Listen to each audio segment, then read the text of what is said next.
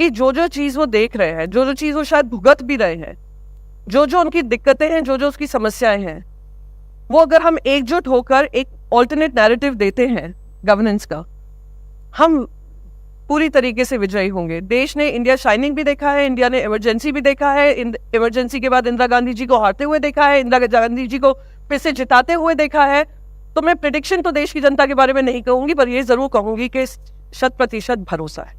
आपने alternate vision की बात करी और आपने बात करी कि प्रधानमंत्री अब बार बार ये इलेक्शन से पहले बोल रहे हैं कि हमारे लिए 4 जातियां हैं, और वो जातियां हैं किसान है, यूथ है, फार्मर्स, महिला है और गरीब है। लेकिन ऑपोजिशन का एक ऑल्टरनेट विजन सामने आया है, वो है कास्ट सेंसस। राहुल गांधी बहुत प्रोमिनेंट लीडर हैं इंडियन अलायंस के, और बाकी बिहार में तेजस्वी यादव हैं, बहुत सारे लीडर्स हैं, उन्होंने कास्ट सर्वे की बात करी है। तो आप इसको ऑल्टरनेट विजन को कैसे देखते हो? एक तरफ प्रधानमंत्री बोल रहे हैं कि इन 4 भागों में हमने सोसाइटी की नीड्स को आइडेंटिफाई किया है, उसमें सब आते हैं, माइनॉरिटीज भी आते हैं, कल उन्होंने बोला। और दूसरी तरफ ऑपोजिशन बात कर रहा है कास्ट सर्वे की, जितनी आबादी उतना हक। ओके, प्रधानमंत्री जी ने एक और चीज कही, कास्ट में विश्वास नहीं करते हैं, पर मैं सबसे बड़ा ओबीसी लीडर, कल अपनी स्पीच में बोला, मैं सिर्फ 4 जातियों में विश्वास करता हूं। और तुम कहते हो मैं ओबीसी लीडर नहीं, मैं ओबीसी लीडर, सबसे बड़ा देश का लीडर। तो कास्ट कौन कर रहा है?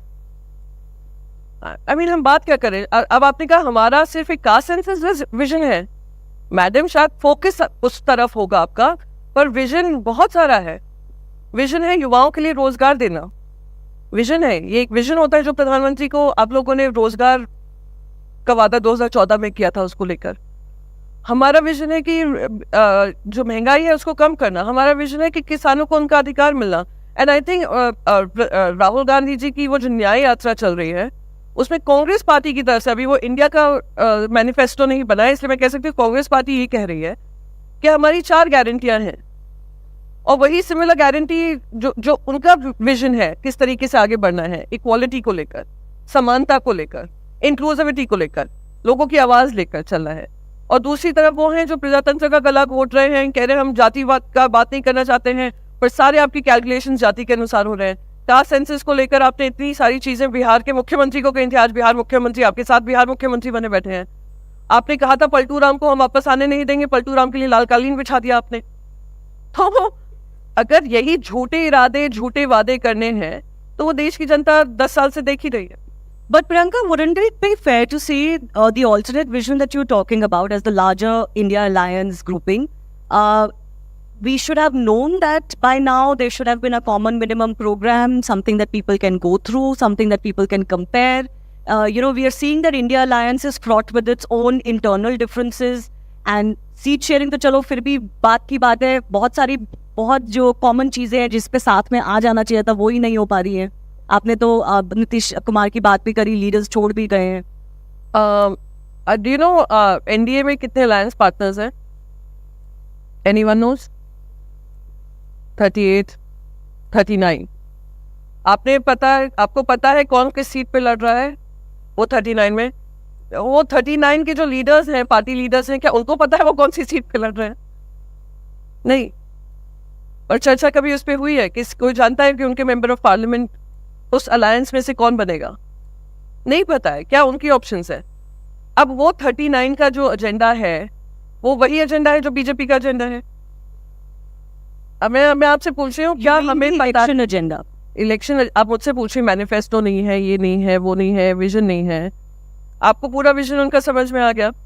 The difference, I'll tell you why I asked that question. The difference is that the BJP anyways is very powerful today and is in government today, so it has lots of opportunities. BJP is powerful because of the vote of the people. Yeah, ma'am, can I? And BJP will be disempowered by the very vote of the people. My point I was making was that they are in the government. They have audience question. Yeah, one second. They have the option of getting their point across by virtue of being in government and by virtue of having access to the public, but maybe the opposition is not at the same level playing field, which you have said in the past as well, which the opposition has, talked about, criticized about. So maybe the opposition would have to do a little bit harder to get their message to the public today than the government in power. So I'll tell you, I come from the state of Maharashtra. My party leader has been traveling across the length and breadth of the state. NCP leader Sharad Pawar ji is traveling across the length and breadth of the state. Rahul Gandhi ji, who's one of the senior leaders of the Congress party, he's traveling from east to west. He's done the south-north. So we are with the people.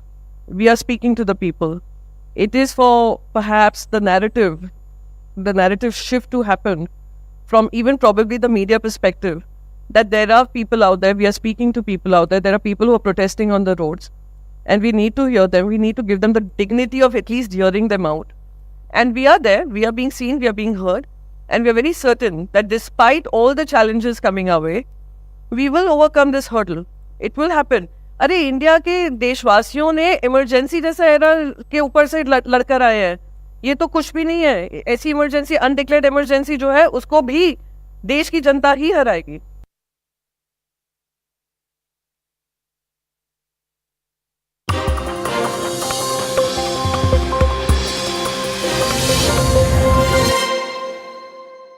Co-presented by JK Tyre Ranger Series. Stay wild at heart. Co-powered by Mankind Pharma, serving life, and AU Small Finance Bank. बदलाव हमसे है.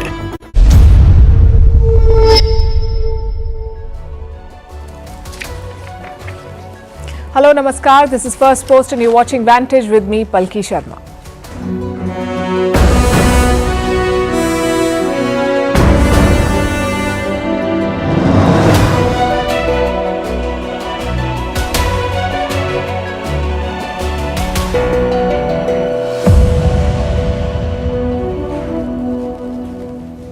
China's stock is falling, literally and figuratively. Stock markets have been seeing a slide and a sustained loss of value. Investors are leaving and they're turning to India. Tonight we bring you the numbers, the assessments and Xi Jinping's plan to rescue his economy. Meanwhile, rice prices are on fire. Asian countries are suffering. Some are blaming India for this inflation. We'll bring you the full story. Pakistan is all set for the sham election. Today was the last day of campaigning. An Indian state is pushing for the Uniform Civil Code, one law for citizens of all religions. What does it say? And is this a trailer for a nationwide law? We'll discuss that. Also a report on how Iranian drones are dictating the future of warfare, why Hong Kong is mighty upset with Lionel Messi, and why they've ordered an investigation of sorts into his no-show at a match. How virtual reality and driving do not mix, and why the US government was forced to issue an advisory. Why West Africa's most stable democracy, Senegal, is witnessing chaos. Why Miss Japan had to relinquish her title over an affair, and how Facebook has changed our world. It has turned 20 today, but it doesn't look like a very happy birthday. All this and more coming up. The headlines first. China, Russia and Iran to hold naval drills. This comes amid rising tensions in the Red Sea and Iranian-backed Houthis and US forces mount strikes and counter-strikes. The commander of Iran's navy says the drills will be held by April. Gun battle outside Istanbul's main courthouse. Turkish police shoot dead the two attackers. At least 6 people injured, including police officers. The shooters attacked a security checkpoint outside the courthouse. Ankara says they belong to a fringe leftist group. In India, an explosion at an illegal fireworks factory kills at least 6 people, more than 60 injured in the incident which took place in Madhya Pradesh's Harda. The blast also destroyed 60 houses. Prime Minister Modi condoles the loss of lives, announces compensation for the victims. Thai peace talks resume in Kuala Lumpur. It aims to end a 2-decade-long insurgency in the south of the country. Since 2004, more than 7,000 people have been killed and more than 13,000 injured in the conflict. Lufthansa braces for major turbulence. Tomorrow, around 25,000 of its staff will be on a strike over pay. Up to 90% of its flights are likely to be cancelled. This is the latest strike-related travel chaos to hit Germany. And King Charles, diagnosed with cancer, the British monarch will step back from public duties as he undergoes treatment. Charles became the monarch in September 2022.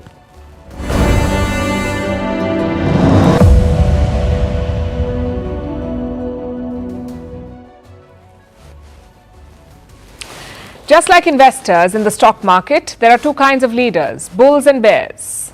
What would you call Xi Jinping? If you asked him, He'd probably say he's a bull, someone who can drive the Chinese economy to newer heights. But his limitations stand exposed. There is panic in Beijing. Investors are fleeing China. They're dumping Chinese stocks. The loss so far is $7 trillion in less than 3 years. $7 trillion in less than 3 years. Last week, there was a sell-off. That alone led to a loss of almost $2 trillion in value. The problem is too big to ignore, and President Xi Jinping has finally decided to step in. He called a meeting with Chinese regulators to find a way to improve global sentiment about China and its worsening economy. The meeting was supposed to take place today. So far, we've not heard about the outcome. No big announcements yet. Earlier today, the news of this impending meeting lifted Chinese markets. But it has not impressed major investors. They seem to have run out of patience and they're moving their money to India. We're talking about billions of dollars in investment in Indian stocks. Wall Street banks are placing bigger bets. There is a gold rush, and this shift is hard to miss. Investors prefer India over China increasingly because India has consistently proven to be the driver of growth, with China developing a serious perception problem. Now, it is no longer seen as an investor-friendly destination. Not just for foreign investors, but also for the local ones. They are unhappy, and many of them are venting on Weibo. Weibo, as you would know, is one of China's biggest social media platforms. It's like their Twitter or X. So here's what Chinese users are doing. They look for the account of the US Embassy in Beijing, and they start posting comments to it. These comments are basically criticism. They're slamming China's economic policy. But why do it on the US Embassy page? It's a way to escape Chinese censors, a trick that these people have devised. You see, when you post on social media, censors pick it up.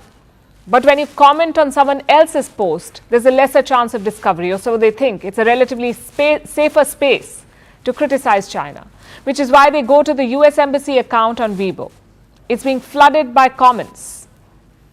On one particular post, there were over 100,000 comments. Let me show you some of them. This is what they're saying. Could you spare us some missiles to bomb away the Shanghai Stock Exchange? The Weibo account of the US Embassy in China has become the wailing wall of Chinese retail equity investors. These are comments by Chinese users. And do you know where they were posted? Below the picture of a giraffe. The original post was about wildlife conservation, but the comment section is filled with criticism of the Chinese economy. Well played, we say. These comments are also revealing. They show that a large number of Chinese citizens are unhappy with the meltdown in their markets. For 6 straight months now, investors have been selling Chinese stocks in large numbers.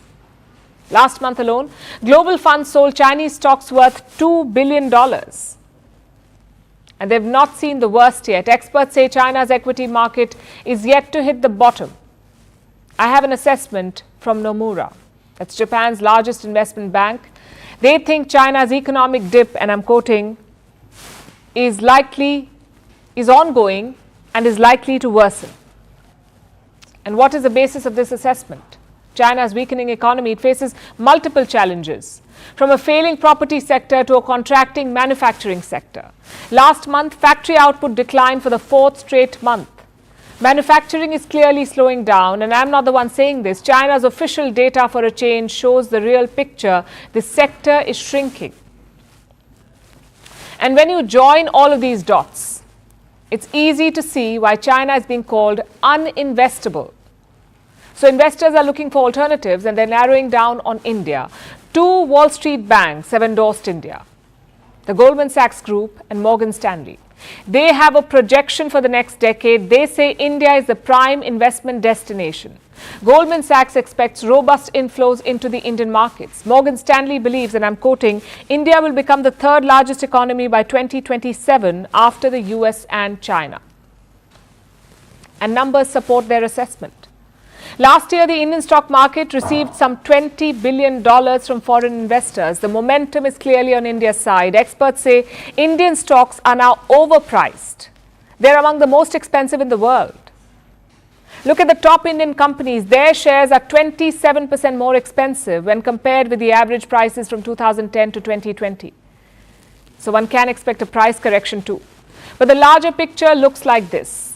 More people are buying into India's growth story, the world is betting on India's rise, and the overall trajectory remains positive. What about China?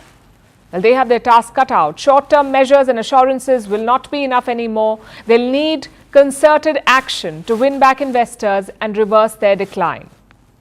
And the onus is squarely on Xi Jinping.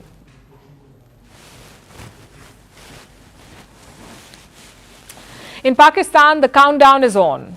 The election campaigning ended today. It's all up to the voters of Pakistan now. Actually, scratch that. It's all up to the army of Pakistan now. We know that every election is a battle of faces. And in Pakistan, you have three faces. Imran Khan of the PTI, Nawaz Sharif of the Muslim League, and Bilawal Bhutto Zardari of the PPP. Of course, there's a fourth face, that of Army Chief Asim Munir. But why list the puppet master with the puppets? So let's leave him out. Now, as you know, Imran Khan is in jail, so his campaigning has been through artificial intelligence, a lot of deep fakes and written notes. The other two have hit the trail. Bilawal Bhutto had a rally in Karachi yesterday. He toured the city in an open truck. And the turnout? Quite impressive, actually. Bilawal Bhutto Zardari visited a number of streets and districts. He also stopped occasionally to speak to people. By the end of it, he looked visibly exhausted. His pitch was mostly around growth. आवाम के साथ ये है कि हम आपकी आमदनी में ना सिर्फ इजाफा करेंगे मगर इसको दुगनी करके दिखाएंगे इंशाल्लाह ताला दुगनी करके दिखाएंगे दूसरा वादा कि मैं पाकिस्तान के गरीब आवाम को 300 यूनिट मुफ्त बिजली दिलवाऊंगा सोलर के through. Until last year, Bilawal Bhutto was allied with the Sharifs. Together, they had toppled Imran Khan, but Bhutto does not want to repeat. He says he won't be foreign minister if Nawaz Sharif wins the election. Not unless Sharif breaks the old politics, the politics of revenge. We say, good luck with that. Now, Sharif's last rally was today. The whole family lined up on stage in Kasur. It's a city south of Lahore. Again, the turnout was quite impressive. Sharif's speech was all about Pakistan's youth. Around 40% of the voters are below 35 years of age. So Nawaz Sharif turned on the charm to woo them. Youth to mashallah हमारे नाल है, हमारे साथ है क्या हमारे नाल है, मलिक अहमद खान के साथ है. ये भी यूथ है, सफेद दाढ़ी वाला यूथ है ये, और हम सब यूथ हैं. मेरे अंदर भी यूथ का जज्बा है और अल्लाह के फजलो करम से यूथ तो भाई पाकिस्तान के साथ है, पाकिस्तान मुस्लिम लीग नून के साथ है. So that's campaigning done. On Thursday, Pakistani voters will head to the polls. Let's look at some of the key numbers. Pakistan has 128 million voters, but chances are a lot of them won't turn up. Turnout is traditionally low there.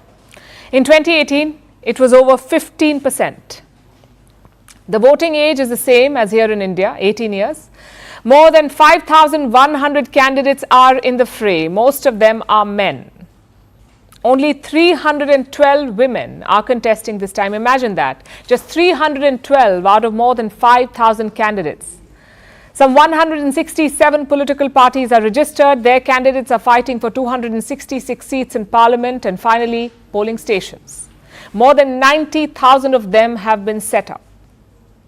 Around half of them have been declared sensitive. Around 18,000 are highly sensitive, meaning these are located in restive areas. There is risk of violence or attacks. 18,000. As a result, major deployments are being planned. Some 650,000 security personnel will oversee this election. Now we come to the issues, just three of them honestly. The first, of course, is the economy. Pakistan's inflation is almost 30%. The country is hurtling from one IMF bailout to the next. So every voter has the same complaint. They can barely make ends meet. We need petrol the whole day. We do get customers, but they always bargain over the fares. It is very difficult to survive. What can we do? There is no solution to the problem because the fuel is so expensive. I don't know what to do. So my business has been impacted a lot. Before the tea was 20, 25 and 30 rupees. Now it is 60 to 70 rupees. Because nowadays the prices of tea and sugar got very expensive. The second issue is Imran Khan. His supporters will use this election to seek revenge, to maybe spring a surprise. They'll try to, but logistically it will be tough.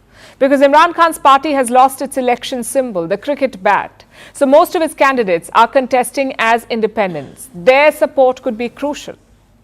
And finally, the third issue, rigging. Expect a lot of it on Thursday. Pakistanis themselves know what to expect. Polling agency Gallup surveyed 1,000 Pakistani adults last year. 70% of them did not trust the election. It's a small sample size, but it gives you the sentiment. They don't think the election will be free or fair. So the real question is this: what's the point of this sham? One major player is in jail, the other was in jail, and the third's biggest asset is his last name. Forget democracy in action. This is democracy in free fall.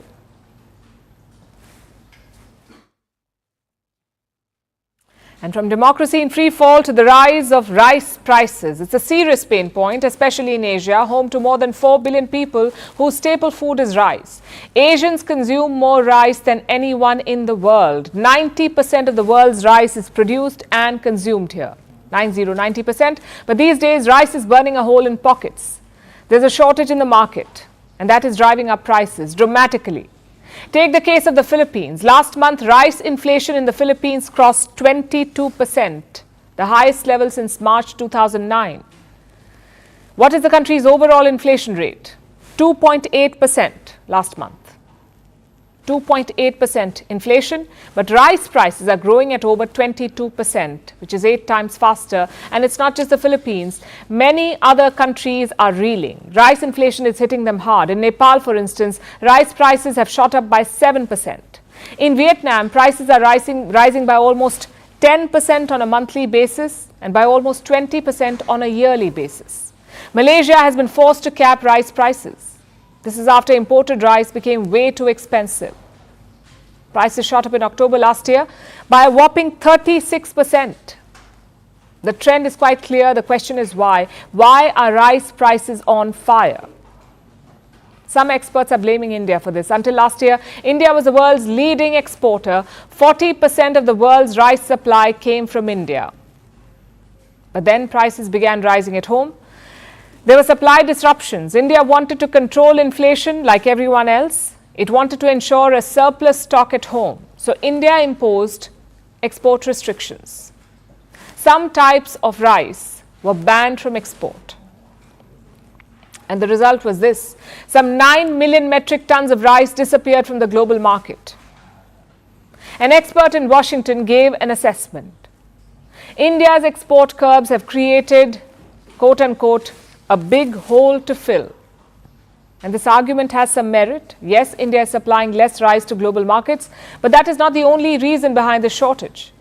Rice production is shrinking worldwide, and the reason for that is climate change. Extreme weather events like floods and droughts are hampering and hurting harvest.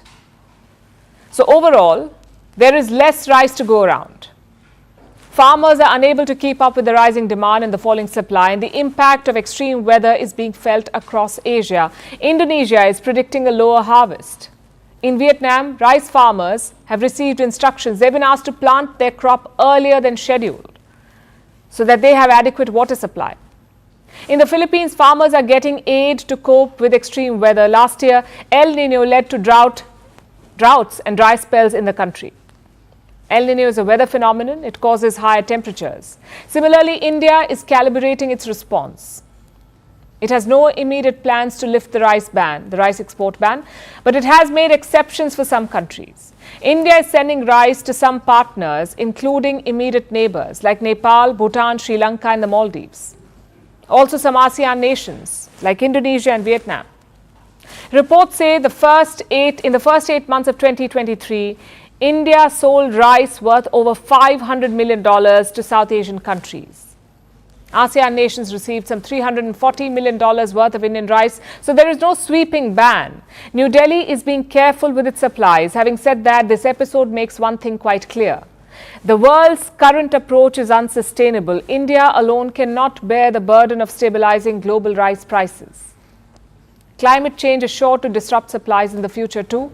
The only way to deal with this is to mitigate global warming.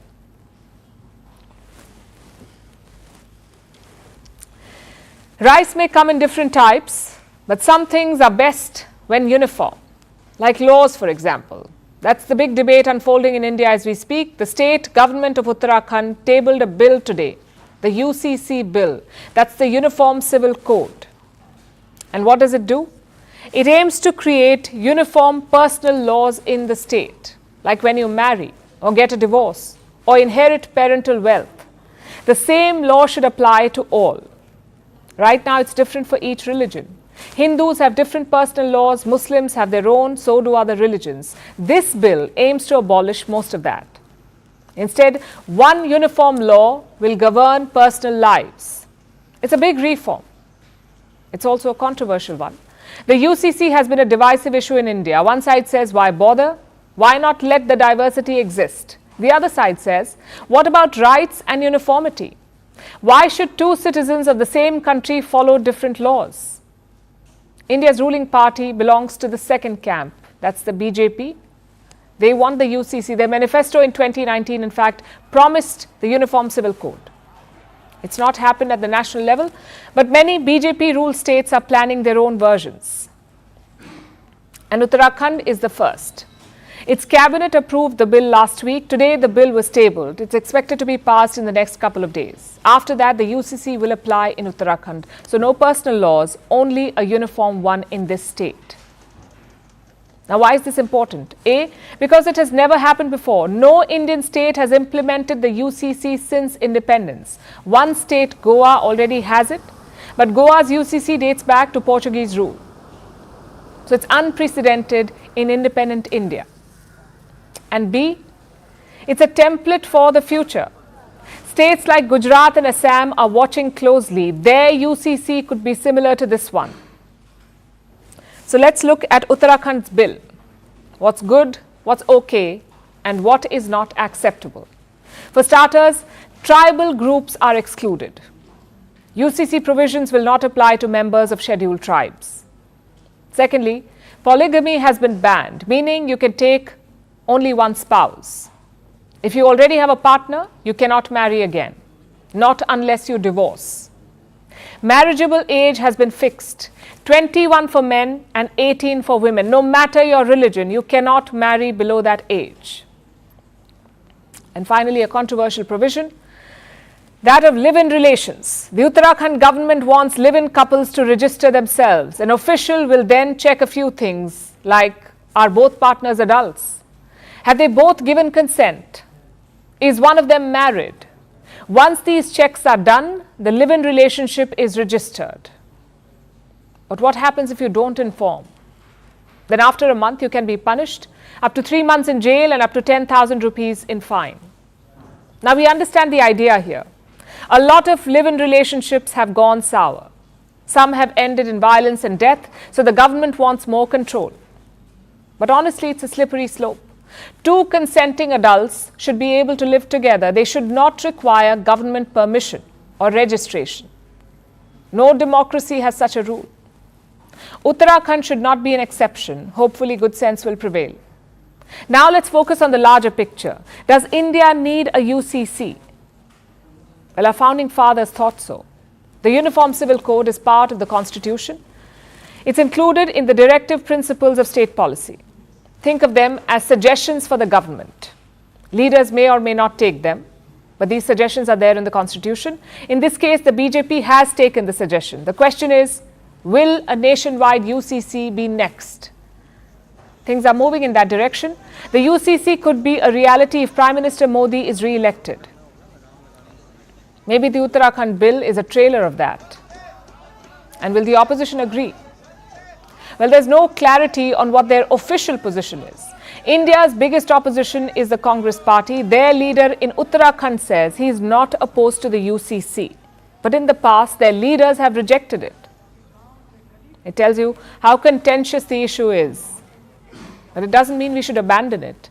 Mature countries don't run away from tough issues. They confront them, they debate them, and finally they reach consensus. India should do the same on UCC. I know we're a country of many diversities, and that is indeed our strength.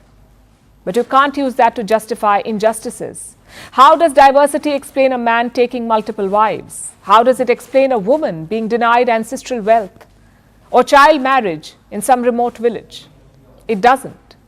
My point is, beliefs and customs should not violate your rights, no matter which religion you belong to.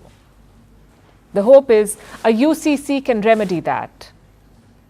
As for the dissent and opposition, there is only one solution: a fair, transparent, and unbiased process. Such a uniform civil code should be our goal.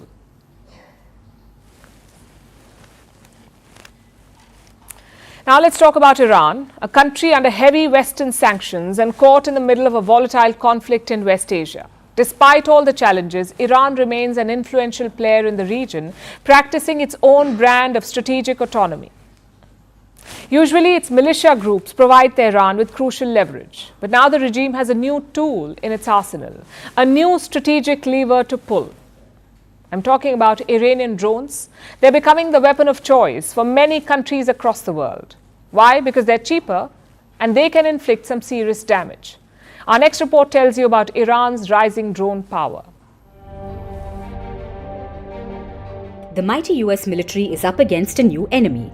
They're fast, often easy to detect, but when they are fired in large volumes, one of them can easily breach American defenses. This is what it looks like. These are drones made by Iran.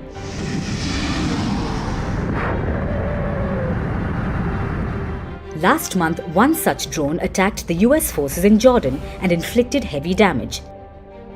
The capabilities of the drone left the Americans surprised. There are still many questions, to include how the one-way attack drone could have penetrated the facility's air defenses, its point of origin, and which specific Iranian proxy group is responsible. Experts say it was one of the Shahed drones. They became famous after entering the Ukrainian battlefield. The Russian forces have relied on them since the beginning of the war.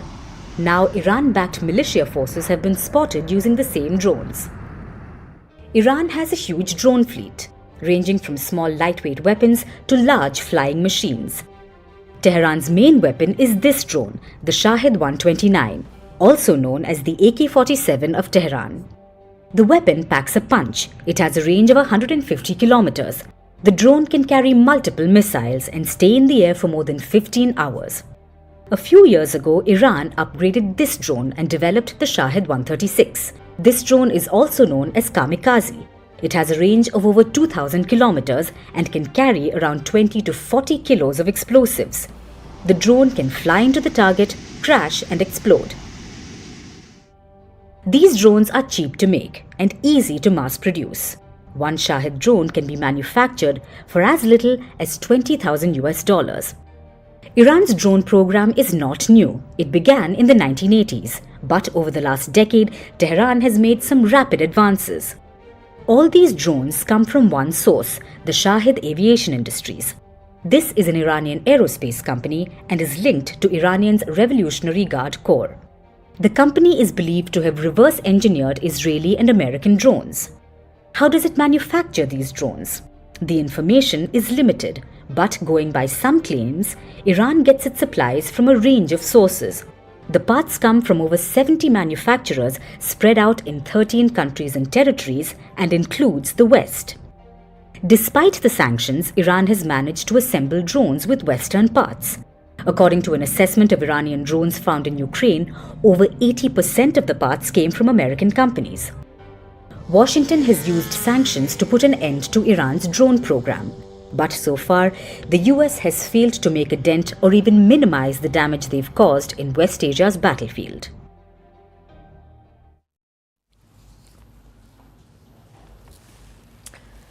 Who doesn't like Lionel Messi? Football pundits would say no one. He is a genius of the game, also a World Cup winner with Argentina. But ask around in Hong Kong and you might get a different answer. I'll tell you why. On Sunday, Messi's team, Inter Miami, was in Hong Kong. They played a pre-season friendly in the city. Some 38,000 fans were in attendance. All of them wanted just one thing: to see Lionel Messi play. And for that, they paid a lot of money, up to $634 per ticket, which is around 52,000 Indian rupees for one ticket. But guess what? Messi did not take the field. He stayed on the bench as a substitute player, so the fans got angry. They started chanting refund during the match.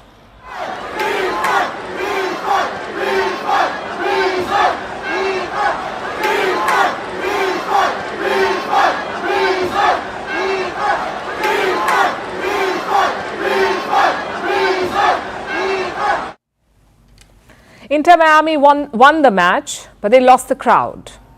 And it wasn't just the players and coach. Even club owner David Beckham was booed. He was clicking pictures on the sidelines, but when he took the mic, look at what happened.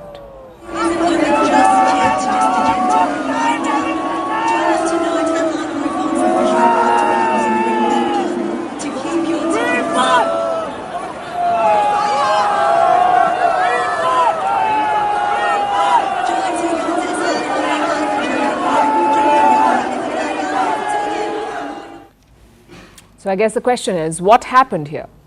Why didn't Messi take the field? According to him, because of an injury. Bueno, empiezo por lo segundo. La verdad que In Hong Kong, we had an open door training session, and I went out because there was such a big crowd there, and there was a clinic with the kids, and I wanted to be there and participate. But the truth is that the discomfort was still there, and it was very difficult for me to play. En el aductor. An injury is an injury, but tell that to the fans. Messi's no-show has spiraled into a crisis. Fans are demanding answers. Hong Kong's government wants accountability, and a lot of money is at stake. Sunday's match was organized by Tatler Asia. Part of it was supposed to be funded by the government. How much was that? Around $2 million. But Tatler has withdrawn that application. They say they won't take the public money. Not like they had an option. Fans are already targeting them and tearing them apart on social media. So taking public money was a non-starter. But the trouble does not end there. Hong Kong wants Tatler to reveal its contract with Inter Miami. Did it say that Messi would definitely play? Or was injury a possibility? Listen to what their CEO said.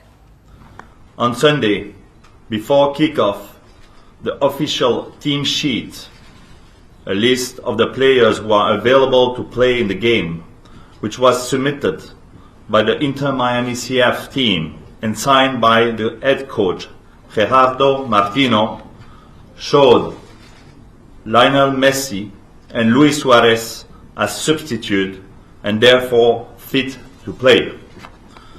Accordingly, Tatler Asia had every expectation that both would play the game. So to recap, the organizers say Messi was on the team sheet. If you're on the team sheet, you're fit. And that's a fair point. Things could have been certainly handled better.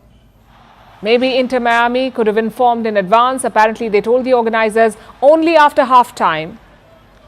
By then, it was too late. The organizers also pitched a backup plan. Maybe Messi could speak to the fans, sort of like a consolation address. But that too did not work out. So in the end, the fans went back angry. All they saw was Messi sitting on the sidelines. I guess you can call it a giant miscommunication. The organizers thought Messi would play. The government thought Messi would play, but the club had other plans. Something similar happened last month. Cristiano Ronaldo's club was supposed to play in China. Days before the match, Ronaldo picked up an injury. So guess what the club did? First, they cancelled the match. Then they made Ronaldo apologize. Could something similar have been done here in Hong Kong? I'm afraid it's impossible to know. In such cases, there is no perfect response. You have to accept the harsh reality. Messi is almost 36-year-old. He is key to Inter Miami's title hopes this season, not to mention their commercial success. And you can't risk your talisman. At the same time, you feel for the fans. 50,000 rupees is a lot of money for a ticket. Some of them traveled to Hong Kong from other countries. They wanted to catch a glimpse of Messi in action. You can't blame them for being angry. So going forward, I guess there is just one solution: better communication. Do not oversell your event. Do not overpromise. Make sure you're promoting what you can deliver. There's another Miami match tomorrow, this time in Tokyo. I'm sure fans have paid a lot of money there as well. But Messi may still be a no-show. Y nada, hoy a la tarde vamos a entrenar. If I'm being honest, I still don't know whether I can or not attend the match in Tokyo, but I feel much better, and I'm really looking forward to being able to do it. Sensaciones a comparación de días. Well, the fans in Tokyo are in for a ride. It will either be a massive heartbreak or a surprise of their lifetime. Vantage continues after a short break.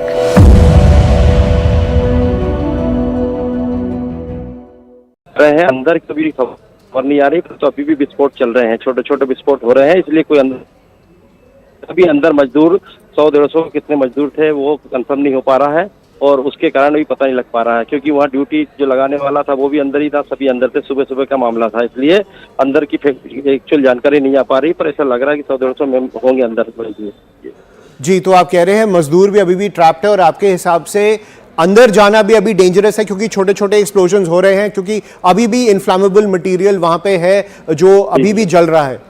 बिल्कुल बिल्कुल सही, बिल्कुल जी। और क्या क्या mobilise हो चुका है आपके आसपास के डिस्ट्रिक्ट से आपको मदद करने के लिए, ताकि ये ब्लेज कंट्रोल में आ सके? जी बिल्कुल बिल्कुल, आजू बाजू से यहाँ मेडिकल अस्पताल में ही हूँ मैं, अस्पताल में पूरी व्यवस्थाएं की है, यहाँ अस्पताल में भर्ती कर रहे हैं, आजू बाजू के जो हमारे हरदा के जो प्राइवेट अस्पताल है वो लोग डॉक्टर आ गए वहाँ के, और आसपास के जिले से भी आ रहा है, ये सब व्यवस्थाएं कर रहे हैं। इसके अलावा भोपाल भी व्यवस्था की गई है सीएम के द्वारा, जो मेडिकल कॉलेजों में 2 मेडिकल कॉलेज वो कर दिए गए हैं, और यहाँ से पेशेंट रेफर जो कर रहे हैं वो सीधे वहाँ जा रहे हैं, वहाँ इलाज की व्यवस्था हो रही है। तो इस तरह से चल रहा है। एम्बुलेंसों की कमी है, तो हमने पब्लिक से भी अपील की है कि प्राइवेट वाहन जिसके पास हो, टवेरा हो, दूसरी गाड़ियाँ हो जिससे जा सकते हैं पेशेंट, और उनको लिए हम यहाँ अस्पताल में उपलब्ध कर रहा है, तो वो भी चल रहा है। और इस तरह की बहुत सारी भयानक घटना है, ये दुर्भाग्यपूर्ण है। मेरा तो मतलब क्या है, बात करना ही हमारा ठीक नहीं लग रहा हमको, तो ये हालत है हमारी देख के। Right, so the public has also been appealed to so that they can mobilize their resources as well to help the administration. एक ग्रीन कॉरिडोर भी बना है हरदा से लेके भोपाल तक। कितना टाइम लगता है अगर यहाँ से पेशेंट्स ले जाने हो भोपाल के लिए, दोगने साहब? नॉर्मल टाइम 3 से 3.5 घंटा लगता है। अगर ग्रीन कॉरिडोर बन गया होगा, अगर मुझे आइडिया नहीं है, पर बन गया होगा तो वो 3 घंटे 2.5 से 3 घंटे में पहुँच सकती है एम्बुलेंस। अगर 150 किलोमीटर है यहाँ से भोपाल। जी, सो 2.5 और 3 घंटों के बीच में अगर ग्रीन कॉरिडोर बन गया।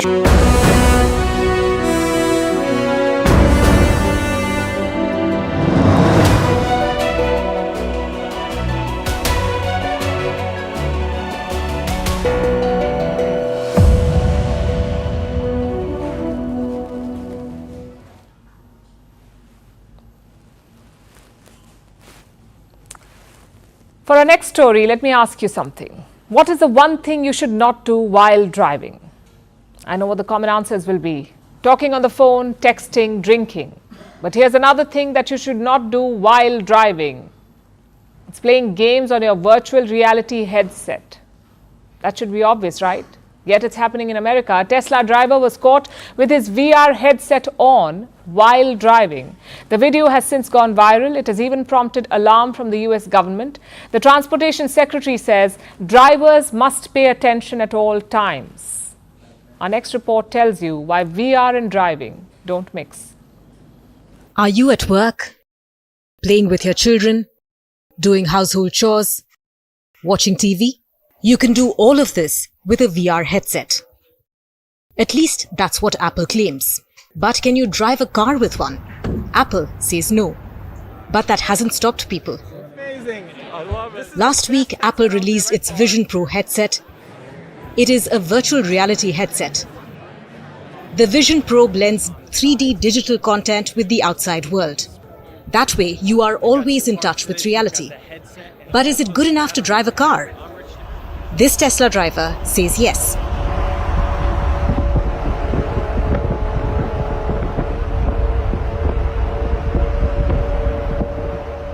This video has since gone viral on social media. It shows the Tesla driver at the wheel. He's wearing a VR headset, he's making hand gestures, as if trying to manipulate a VR field.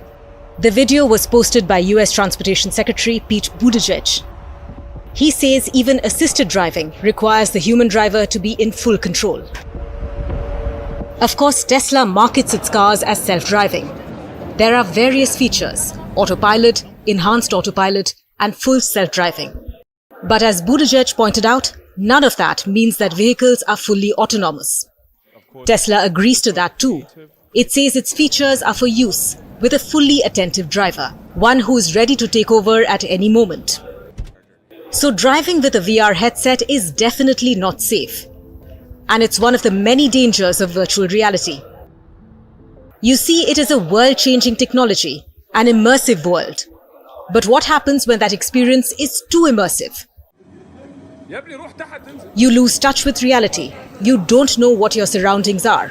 You can trip over wires, bump into your TV, break something, or in the worst case scenario, like that Tesla driver, crash your car.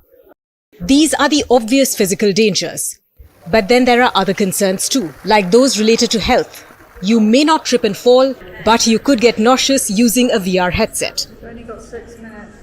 Yes, virtual reality takes you on a bumpy ride, and sometimes that leaves you with motion sickness.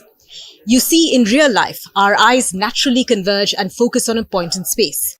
Our brain is used to this, but in VR, those are separate. So the brain is confused, and it leaves people with an eye strain. Plus, in a VR world, it is easy to forget your limits. People working out in virtual reality have had dislocated shoulders, fractures, and have accidentally hit bystanders, causing serious damage. A 31-year-old even broke his neck while playing a game. So the world of virtual reality may be immersive, it may be interesting, but it isn't entirely safe. The ground rule is clear the playing field. Beware of your surroundings, and if you are driving, ditch the headset. Virtual reality and driving don't mix. Our next story comes from Senegal. It is home to about 17 million people. It is part of West Africa and one of its most stable democracies. Senegal is the only West African nation that has never had a military coup. It has never delayed a presidential election. That is, until now. The country was going to polls in 3 weeks, but yesterday lawmakers passed a contentious bill. They extended the tenure of President Macky Sall and pushed elections to December 15th. And just as the postponement was being announced, protesters marched across the capital of Dakar, calling for a reversal and clashing with the police. Now, Senegal faces a critical test of its democratic integrity. Here's a report. Unrest gripped the parliament, just as violence and clashes erupted right outside. This is the current state of West Africa's last bastion of democracy, Senegal. It's home to about 17 million people. For years, it has been one of the most stable democracies in the usually unstable region of West Africa. Senegal is the only country here that has never had a military coup. It has seen 3 handovers of power. All were largely peaceful. It has never delayed a presidential election. That is, until now. It was supposed to hold elections in 3 weeks, but that wasn't to be. Yesterday, lawmakers passed a contentious bill. They delayed elections by 10 months to the 15th of December and extended the tenure of the current president, Macky Sall. This came after a heated discussion in the parliament.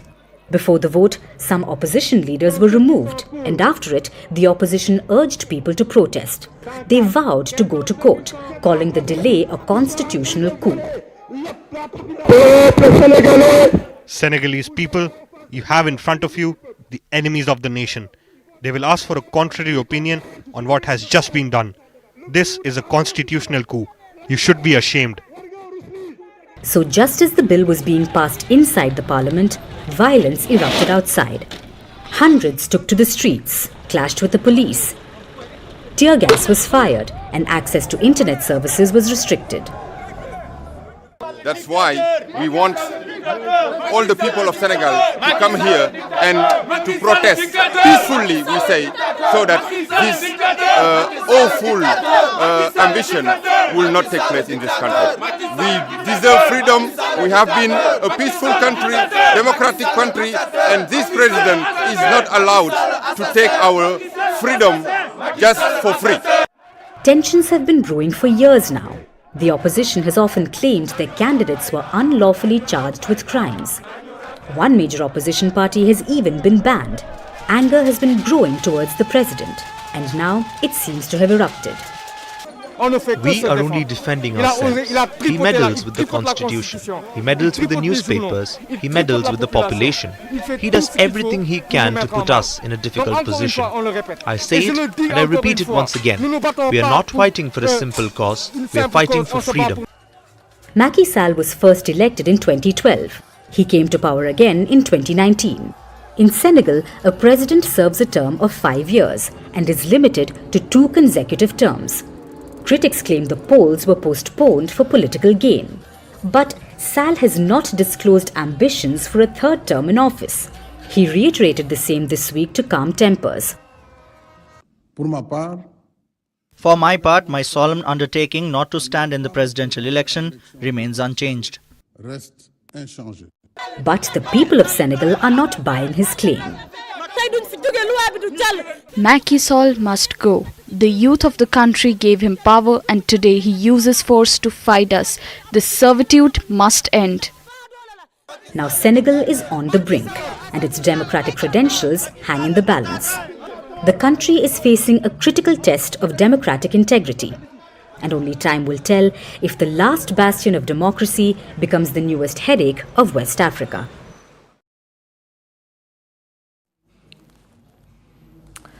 Now let's turn our attention to Japan. It is in the grip of an ugly scandal. And at the center of it is a 26-year-old beauty queen, Carolina Shino. That's her name. Shino was born in Ukraine. She moved to Japan at the age of 5. She grew up speaking and writing fluent Japanese. In 2022, she became a naturalized Japanese citizen, and last month she was named Miss Japan, the first woman of European descent to win this title. But just as she made history, she became a target of online hate.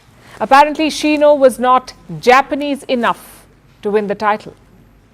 She decided to look past this. She celebrated her win, saying, and I'm quoting, that she really had been accepted as a Japanese person.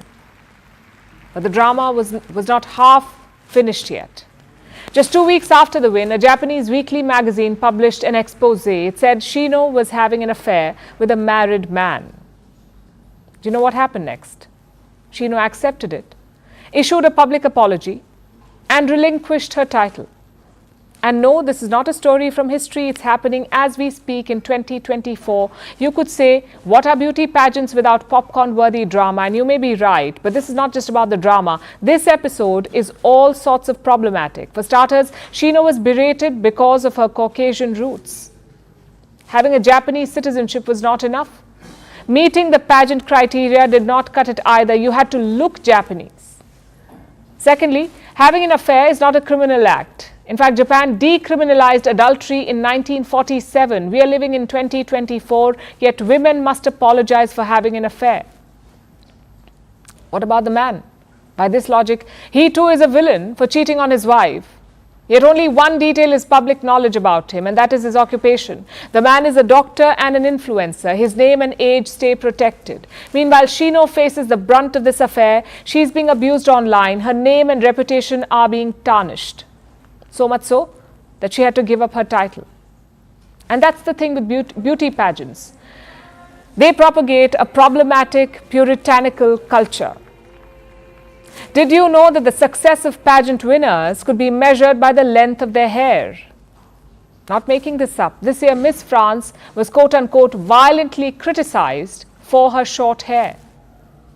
In 2018, Miss Ukraine was disqualified because officials found out that she was a divorced mother. In 2006, Miss USA was criticized because she liked drinking. The co-owner of that pageant was Donald Trump. He publicly forgave her.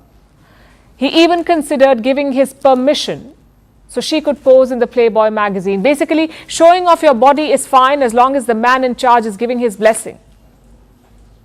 Which brings me to problem number 3. Beauty pageants as a whole, they should have no place in our world. They were first conceptualized in the 1850s as a marketing tactic used by newspapers to sell cosmetics. Today, these pageants are a true embarrassment. They parade women around in bikinis, pit them against each other to find the shiniest object in the room, as one of them wins the honor of a sash and a tiara. Some may say it's more than that. Pageants claim that they offer major scholarships, but this has long been debunked. Pageant scholarships usually offer a fraction of the money they claim they do, plus women who participate spend more money than they make, and sometimes they pay a much higher price. Last year, several Miss Universe Indonesia contestants said that they were being sexually abused by organizers. In 2019, Uganda offered a proposal to hold a Miss Curvy beauty contest, a beauty pageant to put its women on display in order to attract foreign visitors. Such examples are everywhere. So beauty pageants can modernize themselves all they want to. They can add categories of intelligence, if they like, on top of attractiveness. But at the end of the day, such pageants are an antiquated reminder of what we do not want for the women of today. They are retrograde and demeaning. And I repeat, they should have no place in our present, let alone our future.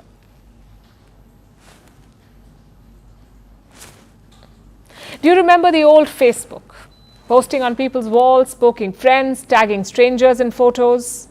In 2004, Facebook started out as a place for Harvard students to connect. 20 years later, it's a social media titan. It has multiple apps, it faces allegations of data theft and election meddling, and its parent company has a new name, Meta. The world's most popular social media site is 20. But is this birthday a happy one for Facebook and Mark Zuckerberg? How did Facebook change the social media game? Why is it still thriving after 2 decades? Our next report brings you the Facebook story. The year was 2003. Mark Zuckerberg was at his Harvard dorm. The 19-year-old was a computer whiz. He was working on an online network. It was called Face Smash. It allowed users to objectify fellow students. They could rate them. They could even vote on who was hotter. The idea did not go down well with the administration. In fact, it nearly got him expelled. But Zuckerberg did not give up. Face Smash gave him the framework, so he started working on something new, a different type of online network, one that would later go on to become Facebook. So how did the name come about? Facebooks already existed in Harvard. They were essentially an online directory featuring photos of students and their basic information. Harvard had many of them, but there was no one with information about all students, so Zuckerberg aimed to change that. In February 2004, he launched thefacebook.com. It was with 3 of his friends. The first iteration was exclusively available only to Harvard students. It proved to be very popular. Soon it was expanded to other colleges, the likes of Stanford, Yale and Columbia. In less than a year, thefacebook.com became Facebook. It had 1 million users. By 2008, Facebook was unstoppable. It toppled MySpace as the most popular social networking site. It had over 50 million users. When Facebook burst onto the scene, it changed the social media game. You could write on people's walls. You could like stuff. You could tag friends in photos. All of this was revolutionary, and it fueled its sharp rise. In 2011, Facebook played a defining role in the Arab Spring. By 2012, it had 1 billion users. It's like nothing could go wrong for the social media site. It acquired Instagram, the photo-sharing app. It released its IPO. It bought the messaging app WhatsApp. It expanded in less connected countries. Being on Facebook was the new cool thing. But all good things come to an end. And Facebook learnt that the hard way. The first blow came in 2016. There were allegations of election meddling, of how Russia used the platform to meddle in the 2016 US elections. Then came the Cambridge Analytica files. It showed how Facebook had harvested the personal data of millions. Not just that, it used it for political gains. Facebook paid $725 million to settle the legal action. The incident highlighted a major issue. Personal data was no longer personal. Zuckerberg promised to do more, but he did little more than change the name of the company. By 2021, Facebook was Meta. Today, at least 3 billion people use at least one of its apps every day. It started out as a social network, but Zuckerberg built an empire. He changed media, he bought out rivals, and when he couldn't buy them, he did the second best thing. He copied their best features. Olympic gold medalist. And Facebook has continued to grow. It's expanding into arenas of virtual reality and artificial intelligence.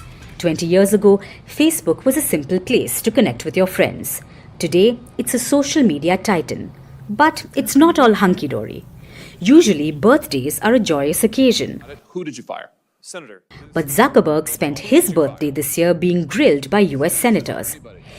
Facebook's troubles may not be over anytime soon. But 2 decades in, it's still thriving, dictating our daily lives, one like, one reel, and one message at a time.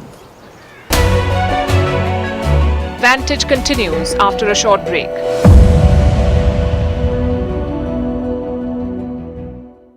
से वो हरदा से भोपाल पहुंच सकते हैं। ये इस factory के बारे में बताइए। आपके एरिया में जो ये फैक्ट्री थी, आप कह रहे हैं बहुत सारे मजदूर यहां काम करते थे, यहां पे ये कोई सिक्योरिटी, ये सेफ्टी लैप्सेस हुए हैं इस फैक्ट्री से? क्योंकि इतनी बड़ी घटना, इसका ये मतलब है कि वो जो मटेरियल है जिससे ये फायर क्रैकर्स बनाते थे वो ठीक से स्टोर नहीं किया गया था। बिल्कुल बिल्कुल। और रेडी फटाके भी थे ना, रेडी फटाके भी थे, गोडाउन भी था वो, और आजू बाजू कॉलोनी लगी है। वो नाम्स के हिसाब से तो उसका एक भी नाम्स पूरा नहीं कर रहा वो एरिया जो जहाँ ये फैक्ट्री है, पर पता नहीं कैसे चल रही थी। और इस पे 2 घटनाएं पहले भी हो चुकी थी, हम लोगों ने पहले भी शिकायत की इसको हटाया जाए, उसके बाद भी नहीं हटी। तो ये प्रशासन का भी फेलियर है इसमें पूरा, और निश्चित ये फेलियर के कारण ही घटना हुई है। अगर कभी वहाँ से हटा दिया जाता तो ये इतनी घटना नहीं होती, या टाइम से चेक कर लेते, स्टॉक इतना नहीं होने देते। स्टॉक बहुत बड़ा स्टॉक था, पूरे हरदा में भूकंप जैसी तो स्थिति नहीं है। हरदा है और हरदा के मकानों की खिड़कियां सब फूट गई हैं, सभी प्राय मकान, और छोटे मकान आजू बाजू की कॉलोनी में तो टूट गए, गिर गए, इस टाइप की चीजें हुई हैं। और गिरने से भी लोग मकान गिरे हैं तो उसमें दबके लोगों भी इंजर्ड हुए हैं। कोई रोड पे चल रहा था तो पत्थर उड़ के गया है तो उससे लग के इंजर्ड हुए हैं। तो ऐसे भी बहुत सारी वो घटना हुई है। तो काफी बड़ा हादसा है ये, और शहर के बीच में था, ये दुर्भाग्यपूर्ण है। जी दोगले साहब, आप कह रहे हैं, एक क्लैरिफाई करने के लिए, कि आप कह रहे हैं ये एक इलीगल फायर क्रैकर फैक्ट्री थी, आपने बहुत सारी शिकायतें की थी इसके खिलाफ, क्योंकि पहले भी घटनाएं ऐसी हो चुकी हैं। जी, पहले भी घटना हो चुकी है, पहले भी 2-3 लोग मारे जा चुके, उसमें अंदर विस्फोट हुआ तो जी। और यहाँ एक कॉलोनी और आजू बाजू कॉलोनियां भी हैं, कॉलोनियों में भी ये फटाके बनाते, घर से भी बना के जहाँ भर के लोग ले जाते हैं, 1-2 किलो ये ले जाते हैं और ले जाके बनाकर घर में करते हैं।